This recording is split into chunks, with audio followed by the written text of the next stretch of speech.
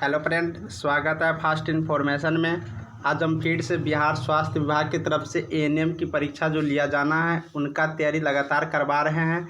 आज हम जीके और जनरल साइंस का इम्पोर्टेंट वीवीआई क्वेश्चन को लेकर आए हैं। साथ ही फ्रेंड, ये क्लास मेरा 23वां है। अगर आप लोग पहली बार वीडियो देख रहे हैं तो प्ले लिस्ट में जाइए, एएनएम एग्ज़ाम लिखा हुआ है, उसको क्लिक करिएगा। वहाँ पर अभी तक हमने जितने भी क्लास लिए हैं, पढ़ाए हैं, सारा वीडियो आपको वहाँ पर मिल जाएगा और वहाँ से आप लोग आराम से पढ़ सकते हैं। फ्रेंड, अब आप लोग को कुछ दिन से क्लास डिस्टर्ब था, अब आप लोग को रेगुलर क्लास होगा।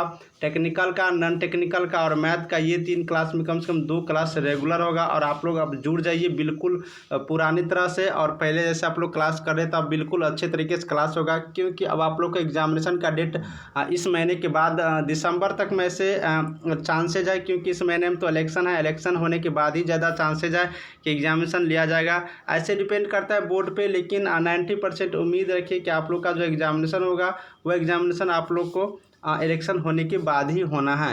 तो आप लोग तैयारी करते रहिए बिल्कुल रेगुलर की तरह से, तो ही पास कर पाइएगा। तो चलिए आज हम स्टार्ट करते हैं वीवीआई क्वेश्चन, जो कि जनरल साइंस और जनरल नॉलेज के हैं। साथ ही फ्रेंड, अगर आप लोग पीडीएफ डाउनलोड करना चाहते हैं तो टेलीग्राम का लिंक डिस्क्रिप्शन में, उससे जुड़ जाइए और वहां से आप लोग आराम से पूरा पीडीएफ डाउनलोड कर सकते हैं और पढ़ सकते हैं। तो चलिए वीडियो को स्टार्ट करते हैं।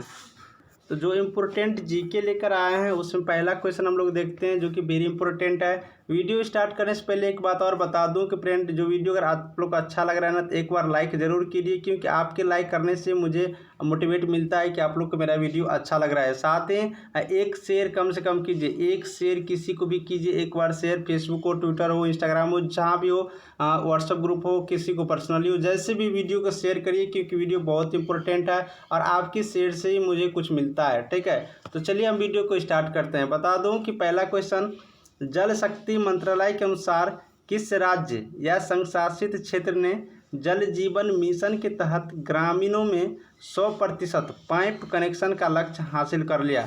कौन सा राज्य या संशासित क्षेत्र है जिसने जल शक्ति मंत्रालय के अनुसार 100% पाइप कनेक्शन का लक्ष्य हासिल कर लिया? चलिए ऑप्शन की तरफ चलते हैं। पहला पुडुचेरी, दूसरा लक्षद्वीप, महाराष्ट्र या राजस्थान। कौन सा राज्य है या फिर संशासित क्षेत्र है? तो इनमें से जो आंसर देखते हैं, पुडुचेरी एक संशासित क्षेत्र है जो कि 100% पाइप कनेक्शन के लक्ष्य हासिल कर लिया है। अगला क्वेश्चन देखते हैं, भारत में किस राज्यों में खाद्यान्नों का उत्पादन सबसे अधिक होता है? भारत राज्य में किस राज्यों में खाद्यान्नों का उत्पादन सबसे अधिक होता है? पहला उत्तर प्रदेश, उसके बाद हरियाणा, पंजाब, पश्चिम बंगाल। बताइए भारत के किस राज्यों में सबसे ज़्यादा खाद्यान्नों का उत्पादन सबसे अधिक होता है? तो सबसे अधिक के मामला में चलेंगे तो उत्तर प्रदेश, भारत के जो उत्तर प्रदेश का राज्य है जहाँ पर खाद्यान्नों का उत्पादन सबसे ज़्यादा होता है।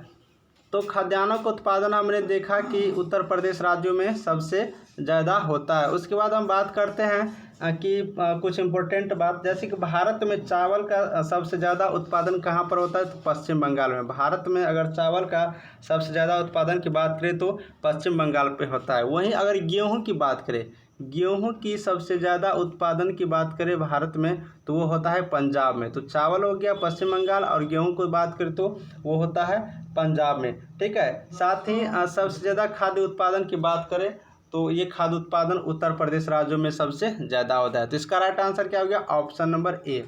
नेक्स्ट क्वेश्चन की तरफ चलते हैं। बिहार विधानसभा की वर्तमान में सदस्यों की संख्या कितना है? बिहार विधानसभा में जो विधायक होते हैं, सदस्य होते हैं, उनकी वर्तमान में कुल संख्या कितनी है? ऑप्शन 253, 243, 233 या फिर 223। कितना है? तो बिहार विधानसभा में जो वर्तमान में प्रेजेंट में सदस्यों की संख्या है वो टोटल 243 है। कितना है? 243 है, इसको याद रखेंगे।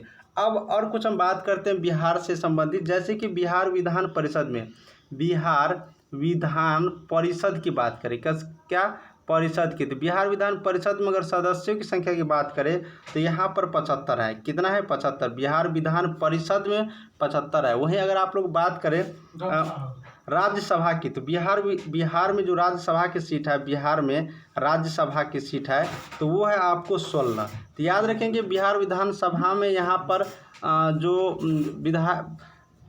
विधानसभा में जो सदस्य है वो 243 है। राज्य परिषद में है, बिहार विधान की परिषद में वो है यहाँ पर 75, और राज्यसभा की सीट की बात करें तो 16 है। इन तीनों पॉइंट को जरूर याद रखें। आगे बढ़ते हैं अगला क्वेश्चन की तरफ। राष्ट्रीय ग्रामीण रोजगार गारंटी अधिनियम कब लागू हुआ? राष्ट्रीय ग्रामीण रोजगार गारंटी अधिनियम कब लागू हुआ? ऑप्शन देख लीजिए यहाँ पर। ऑप्शन फरवरी 2006, फरवरी 2007, फरवरी 2008 या फरवरी 2009। राष्ट्रीय ग्रामीण रोजगार गारंटी अधिनियम कब लागू हुआ बताइए? तो राष्ट्रीय रोजगार जो गारंटी अधिनियम लागू हुआ है वो 2006 ईस्वी में लागू हुआ है। कब हुआ है? 2006, यानी कि फरवरी 2006 ईस्वी में राष्ट्रीय ग्रामीण रोजगार गारंटी अधिनियम को लागू किया गया है।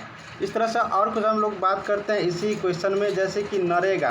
ठीक है, नरेगा अभी चल रहा है। नरेगा चल रहा है जो कि ये लागू हुआ था 2005 ईस्वी में। कितने ईस्वी में? 2005 ईस्वी में नरेगा को लागू किया था। ठीक है, ये चीज़ है। तो राष्ट्रीय ग्रामीण रोजगार गारंटी अधिनियम जो लागू किया था वो फरवरी 2006 ईस्वी में लागू किया गया था। अगला क्वेश्चन की तरफ चलते हैं। फ्रेंड, और भी कुछ डिटेल्स जानना चाहते हैं तो इस वेबसाइट पर आप लोग जाकर क्लिक कर सकते हैं। डिस्क्रिप्शन में लिंक डाल दिए हैं www.freenews.com। इसमें भी आप लोग को स्टडी मटेरियल मिल जाएगा। आप लोग ज़रूर एक बार विजिट करिए अपने मोबाइल में टैप करके। साथ ही डिस्क्रिप्शन में भी इसका लिंक आराम से ले सकते हैं। चलिए अगला क्वेश्चन दिखाते हैं। ये क्वेश्चन ये है कि आवर्त सारणी को, क्षैतिज पंक्ति को क्या कहा जाता है? आवर्त सारणी जो होता है periodic table, modern periodic table की बात किया जा रहा है यहाँ पर। इसमें क्षैतिज पंक्ति को क्या कहा जाता है? ऑप्शन है आवर्त, लेंथेनाइड, एक्टिनाइड या फिर समूह। क्या कहा जाता है आवर्त सारणी की क्षैतिज पंक्ति को बताइए? तो आवर्त सारणी की जो क्षैतिज पंक्ति होता है उसको कहा जाता है यहाँ पर आवर्त। क्या कहा जाता है? आवर्त। ये मॉडर्न पीरियडिक टेबल की बात कर रहे हैं, मॉडर्न आवर्त सारणी की बात हो रहा है यहाँ पर, तो उसको आवर्त कहा जाता है। अब आवर्त की संख्या कितनी होती है? तो आवर्त की संख्या 7 होता है। कितना होता है? 7। वहीं पर अगर वर्ग की बात करें, वर्ग की संख्या, तो वर्ग की संख्या 18 होता है। तो याद रखिएगा, मॉडर्न पीरियडिक टेबल में क्षैतिज पंक्ति को आवर्त कहा जाता है और आवर्त की संख्या 7 होता है। अगर वर्ग की संख्या बात करें वर्ग की, तो वर्ग की संख्या यहाँ पर 18 होती है।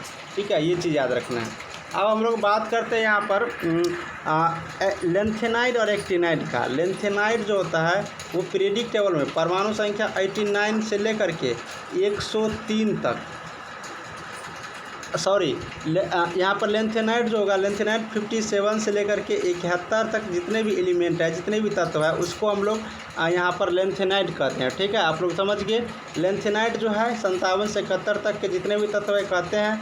वहीं अगर एक्टिनाइड की बात करें तो 89 से लेकर के 89 से 103 तक जितने भी पीरियडिक टेबल में यहाँ पर एलिमेंट है, तत्व है, उसे एक्टिनाइड कहते हैं। तो याद रखिएगा, एक्टिनाइड 89 से 103 के बीच जो भी तत्व है उसको एक्टिनाइड कहा जाता है। लेंथेनाइड जो 57 से 71 के बीच में जो भी यहाँ पर तत्व है उसे लेंथेनाइड कहा जाता है। आगे हम लोग बात करते हैं और भी कुछ। यहाँ पर ये क्वेश्चन आया है कि धातुओं के लिए, यहाँ पर धातुओं के लिए होगा, निम्नलिखित में से क्या गलत है? धातु जो होता है, धातु और अधातु, इसमें से यहाँ पर धातु के लिए बात किया जा रहा है। धातु के लिए निम्नलिखित में से क्या गलत है? गलत ऑप्शन को चुनना है। यहाँ पर 3 राइट ऑप्शन मिलेगा, एक ही गलत है। बताइए कौन सा है? पहला है, पारा को छोड़कर सभी धातुओं को कठोर धातु और ठोस धातु कहा जाता है। गलनांक बिंदु और क्वथनांक बिंदु बहुत न्यून यानी बहुत कम होते हैं। तीसरा है, उनमें चमक होती है और पॉलिश भी किया जा सकता है। चौथा, यह लचीले और नमनीय होते हैं। बताइए राइट आंसर क्या होगा? धातुओं के लिए निम्नलिखित में से क्या गलत है? तो इसका राइट आंसर क्या हो जाएगा? राइट आंसर की तरफ चलते हैं। इसका राइट आंसर यहाँ पर बी हो जाएगा। बी, ऑप्शन नंबर बी जो है, गलनांक बिंदु और क्वथनांक बिंदु बहुत न्यून होते हैं, ये गलत बात है। धातुओं के लिए न्यून नहीं होता है, ज़्यादा होता है। ठीक है, बाकी सारे राइट आंसर है। तो राइट आंसर यहाँ पर क्या है? पारा को छोड़कर सभी धातु कठोर धातु और ठोस धातु कहा जाता है। ये हो गया धातु के बारे में। चमक होती है, पॉलिश भी किया जा सकता है, ये भी होता है धातु के बारे में। लचीला और नमनीय होता है, ये भी सही बात है। लेकिन यहाँ पर ऑप्शन नंबर यहाँ पर बी देख सकते हैं, जो कि गलनांक बिंदु और क्वथनांक बिंदु बहुत न्यून होते हैं, ये बिल्कुल गलत है। यानी कि right answer option number B यहाँ पर हो गया। अगला क्वेश्चन देखेंगे, दास कैपिटल पुस्तक के लेखक कौन है? दास कैपिटल जो एक पुस्तक है उसका लेखक कौन है? Option Rousseau, Karl Marx, Gutenberg या टॉल्स्टॉय। कौन है दास कैपिटल पुस्तक का लेखक? तो दास कैपिटल पुस्तक का जो लेखक है वो हो गया, राइट आंसर क्या होगा? Karl Marx. कार्ल मार्क्स जो है दास कैपिटल पुस्तक का लेखक है, ठीक है, याद रखेंगे ऑप्शन बी कार्ल मार्क्स, जो कि बार बार पूछे जाते हैं, दास कैपिटल पुस्तक का लेखक कौन है। नेक्स्ट क्वेश्चन देखेंगे, वसीय पदार्थ यानी कि जो वासी पदार्थ होता है, वासी भोजन खाने से क्या होता है? ऑप्शन ए मोटापा, कमजोरी, वजन में कमी, या इनमें से सभी। अगर बासी भोजन करते हैं, बासी पदार्थ खाते हैं तो क्या होता है? तो बासी पदार्थ खाने से क्या होता है? मोटापा होता है। क्या होता है? मोटापा। ऑप्शन नंबर ए याद रखिएगा, अगर आप बासी पदार्थ ज़्यादा खाते हैं तो आपको मोटापा हो जाएगा।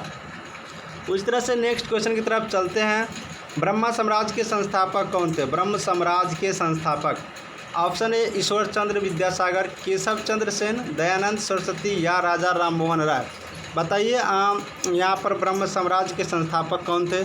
तो चलिए ऑप्शन की तरफ चलते हैं। ब्रह्म साम्राज्य के जो संस्थापक थे वो राजा राम मोहन राय थे। कौन थे? राजा राम मोहन राय। राजा राम मोहन राय ने यहाँ पर 1828 ईस्वी में, याद रखिएगा 1828 ईस्वी में ब्रह्म साम्राज्य की स्थापना किया था, जिसका संस्थापक राजा राम मोहन राय था। 1828 ईस्वी में, इसको याद रखिएगा, ठीक है। तो यहाँ पर राइट आंसर क्या हो गया? Option number D. Next question, Delhi के किस सुल्तान ने घोड़ों को दागने की प्रथा प्रारंभ की थी? दिल्ली की कौन सा सुल्तान था, राजा था, जो घोड़ों को दागने की प्रथा प्रारंभ की थी? ऑप्शन ए इल्तुतमिश, बलबन, अलाउद्दीन खिलजी, या फिरोज शाह तुगलक। कौन था?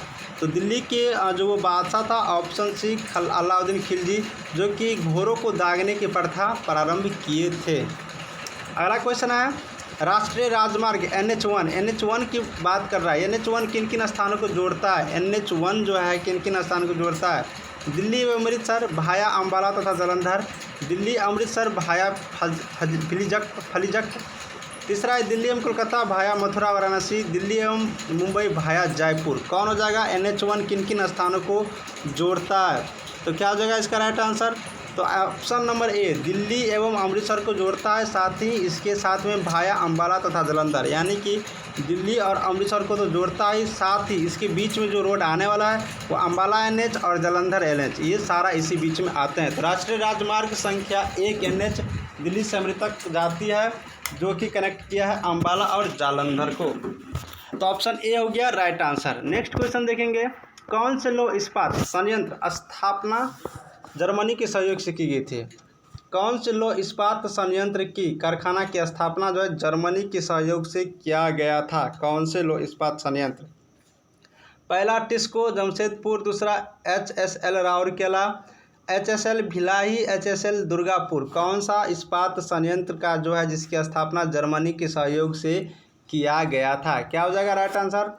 राइट आंसर की तरफ आप बढ़ते हैं हम लोग, तो इसका राइट आंसर हो जाएगा ऑप्शन नंबर यहाँ पर बी, HSL राउरकेला जो है, जो कि जर्मनी के सहयोग से इसका स्थापना किया गया था, जो कि एक लौह इस्पात संयंत्र है। HSL राउरकेला, याद रखिएगा। हिंदुस्तान स्टील लिमिटेड, ठीक है, H मतलब हिंदुस्तान, S मतलब स्टील, और L का मीन्स होता है लिमिटेड, यानी कि हिंदुस्तान स्टील लिमिटेड राउरकेला का स्थापना जर्मनी के सहयोग से किया गया था, ठीक है। अब हम लोग बात करते हैं यहाँ पर टिस्को का, जो बात किया रहा है टिस्को जमशेदपुर, इसकी स्थापना 1907 ईस्वी में हुआ था, ठीक है, 1907 ईस्वी हुआ था। भिलाई का जो है, भिलाई की जो स्थापना हुआ था वो रूस के सहयोग से हुआ है। किसके सहयोग से? रूस के सहयोग से भिलाई का स्थापना हुआ है। यहीं पर अगर आप दुर्गापुर की बात करें तो दुर्गापुर की जो स्थापना हुआ है वो ब्रिटेन की तरफ से। किसकी तरफ से? ब्रिटेन, याद रखिएगा ब्रिटेन। तो यहाँ पर क्या हो गया, यहाँ पर हम लोग कुछ देख लेते हैं इंपॉर्टेंट बात, जैसे कि यहाँ पर राउरकेला की जो स्थापना किया गया है वो किया गया है आप लोग को जर्मनी के सहयोग से। जमशेदपुर यहाँ पर जो है उसके बाद दुर्गापुर का ब्रिटेन के सहयोग से, भिलाई का रूस के सहयोग से, और टिस्को जमशेदपुर 1907 में इसकी स्थापना हुआ है। तो यहाँ पर सारा चीज़ क्लियर हो गया, आप लोग आराम से याद रख सकते हैं, ठीक है। तो इसका राइट आंसर हो गया ऑप्शन नंबर बी, राउरकेला की स्थापना जर्मनी की, भिलाई की रूस की, दुर्गापुर का स्थापना हुआ है आप लोग को ब्रिटेन के, ठीक है। ये चीज़ यहाँ से याद रखेंगे। अगला क्वेश्चन है, निम्नलिखित रीटों में से किस एक का अक्षरांश अर्थ शरीर आपके पास लाया जा सकता है? निम्नलिखित रीट में से किसका अक्षरांश अर्थ शरीर आपके पास लाया जा सकता है? पहला प्रतिषेध, बंदी प्रतिरक्षण, परमादेश, या फिर अधिकार बंदी। कौन सा? इसका राइट आंसर हो जाएगा ऑप्शन नंबर बी, बंदी प्रतिच्छकरण। बंदी प्रतिच्छकरण जो है एक ऐसा रीट है जो अक्षरांश अर्थ शरीर के पास लाया जा सकता है। अगला क्वेश्चन, मुख्यमंत्री के विरुद्ध अविश्वास प्रस्ताव किसके द्वारा किया जा सकता है। मुख्यमंत्री के विरुद्ध अगर उसके विरुद्ध अविश्वास प्रस्ताव करना है तो किसके द्वारा किया जा सकता है। ऑप्शन विधानसभा, विधान परिषद, विधानमंडल के संयुक्त सत्र या दोनों विधायिका सभाओं की अलग अलग बैठक द्वारा। किसके द्वारा मुख्यमंत्री के विरुद्ध अविश्वास प्रस्ताव पारित किया जा सकता है। ऑप्शन नंबर ए, विधानसभा द्वारा। विधानसभा द्वारा जितने विधानसभा के सदस्य होते हैं विधानसभा द्वारा अविश्वास प्रस्ताव यहाँ पर लगाया जा सकता है मुख्यमंत्री के विरुद्ध। ऑप्शन नंबर ए यहाँ पर राइट आंसर। अगला क्वेश्चन है, वर्तमान में ग्रहों की संख्या कुल कितनी है। वर्तमान में ग्रहों की कुल कितनी संख्या, कुल संख्या कितनी है, कुल कितनी संख्या वो बताना है। ऑप्शन ए 7, 8, 9 या फिर 10। तो वर्तमान में जो ग्रहों की कुल संख्या है वो संख्या कितनी है, टोटल 8 है। वर्तमान में ग्रहों की कुल संख्या कितने हैं, 8। ऑप्शन नंबर बी यहाँ पर राइट आंसर। निम्न में ऊर्जा का सबसे बड़ा मात्रक कौन है। यहाँ पर सबसे बड़ा मात्रक होगा, मात्रक छूट गया लिख लीजिएगा। सबसे बड़ा मात्रक कौन है, निम्नलिखित में ऊर्जा का सबसे बड़ा मात्रक कौन है। जूल, किलोवाट घंटा या अर्ग या फिर इलेक्ट्रॉन वोल्ट। निम्नलिखित में ऊर्जा का सबसे बड़ा मात्रक कौन सा है। तो यहाँ पर आप लोग याद रखेंगे किलोवाट घंटा। क्या, किलोवाट घंटा। ऑप्शन बी यहाँ पर याद रखेंगे ऊर्जा का सबसे बड़ा मात्रक है। अगला क्वेश्चन है, डॉल्फिन किस वर्ग में वर्गीकृत किए जाते हैं। डॉल्फिन को किस वर्ग में, मत्स्य वर्ग, उभयचर वर्ग, सरीसृप वर्ग या फिर स्तनी वर्ग। डॉल्फिन जीव को किस वर्ग में यहाँ पर किया जाता है। तो ऑप्शन याद रखेंगे यहाँ पर ऑप्शन डी स्तनी वर्ग में डॉल्फिन को वर्गीकृत किए जाते हैं। ठीक है। अगला क्वेश्चन है, मायोसिन प्रोटीन किस में पाई जाती है। मायोसिन प्रोटीन बाल में, दूध में, पेशी में, मक्का में, किस में पाया जाता है मायोसिन प्रोटीन। तो मायोसिन प्रोटीन जो है पाया जाता है आपको पेशी में। किस में, पेशी में। ऑप्शन नंबर सी याद रखिएगा, पेशी में मायोसिन प्रोटीन रखे जाते हैं। ठीक है। उस तरह से नेक्स्ट क्वेश्चन है, भारतीय रिजर्व बैंक द्वारा विशेषज्ञ समिति का गठन किस उद्देश्य से किया गया है। भारतीय रिजर्व बैंक द्वारा विशेषज्ञ समिति का गठन किस उद्देश्य से किया गया है। तो यहाँ पर इसका राइट आंसर क्या हो जाएगा। Right answer option number A, मौद्रिक नीति जांच करने के लिए यहाँ पर भारतीय रिजर्व बैंक द्वारा विशेषज्ञ समिति का गठन किया गया है। अगला क्वेश्चन, राष्ट्रीय प्रतिभूति न्यास लिमिटेड इनमें से किससे संबंधित कार्य करता है। तो राष्ट्रीय प्रतिभूति न्यास लिमिटेड इनमें से जो संबंधित कार्य करता है वो हो जाता है यहाँ पर ऋण पत्र से संबंधित। किससे संबंधित, ऋण पत्र से संबंधित। ठीक है। ऋण पत्र से संबंधित आप लोग को यहाँ पर राष्ट्रीय प्रतिभूति न्यास लिमिटेड कार्य करता है ऋण पत्र से, यानी कि ऑप्शन नंबर डी यहाँ पर राइट आंसर। फ्रेंड, इन सारे क्वेश्चनों का आंसर यहाँ पर हम आपको दे दिए हैं। अगर आप लोग चाहते हैं तो सारे क्वेश्चन को सॉल्यूशन करके उसका आंसर भी यहाँ से आप लोग फिर से एक बार मिलान कर सकते हैं। और आप लोग टेलीग्राम ग्रुप में जाइए, वहाँ से PDF आप लोग आराम से ले सकते हैं, जिससे जुड़ने के लिए टेलीग्राम का लिंक डिस्क्रिप्शन में डाले हैं। तो फ्रेंड, आज का क्लास आप लोग के लिए वेरी इंपॉर्टेंट होगा। हमें उम्मीद है आप लोग सारे क्वेश्चन को पढ़िएगा। बार बार इसी टाइप के क्वेश्चन एग्जाम में पूछे जाते हैं। साथ ही अब आप लोग को रेगुलर क्लास होगा, लैपटॉप सही हो गया, बिल्कुल सही तरीके से क्लास होगा। एकदम जुड़ जाइए चैनल पे और हमेशा आप लोग पढ़ाई करते रहिए। ठीक है। मिलेंगे अगले वीडियो में, देखते रहिए फास्ट इन्फॉर्मेशन। कोई डाउट होगा तो कमेंट सेक्शन में ज़रूर लिखिएगा। Thank you.